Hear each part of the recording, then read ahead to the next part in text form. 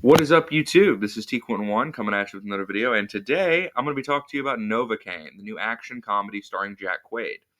Now, the action comedy genre has really exploded in the 2020s, largely, I think, due to a fear on most studios' part to commit to either genre, and most of them are pretty much balls, often with subpar action and comedy that doesn't hit.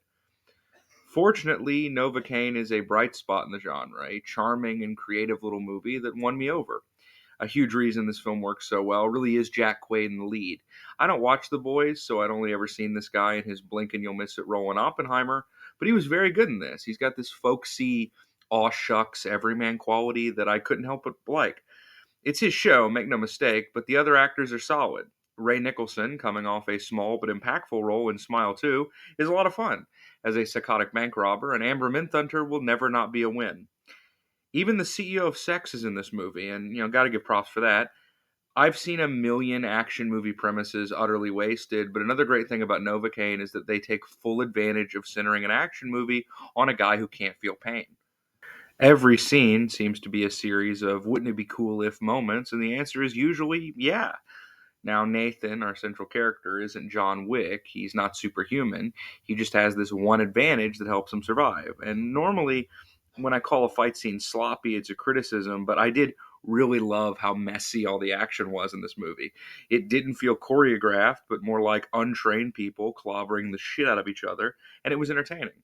One moment in particular involving punching a mirror until shards of glass are buried in the knuckles like makeshift Wolverine claws is the most badass thing I've seen in a movie this year.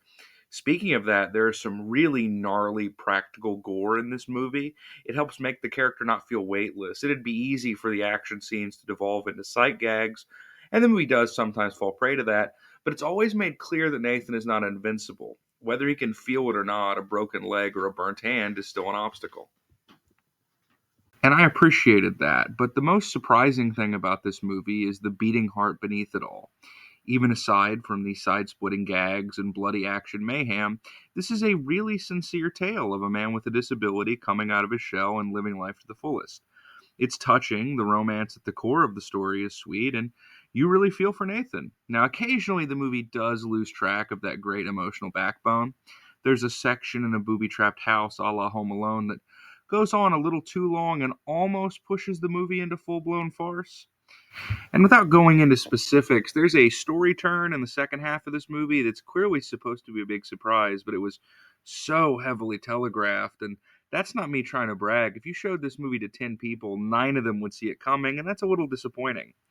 I'm also tempted to say the third act is a little drawn out too, but I can't fault the movie for wanting to do as many cool things as possible with the premise. And even if it could be trimmed slightly, there's plenty of good shit at the end here.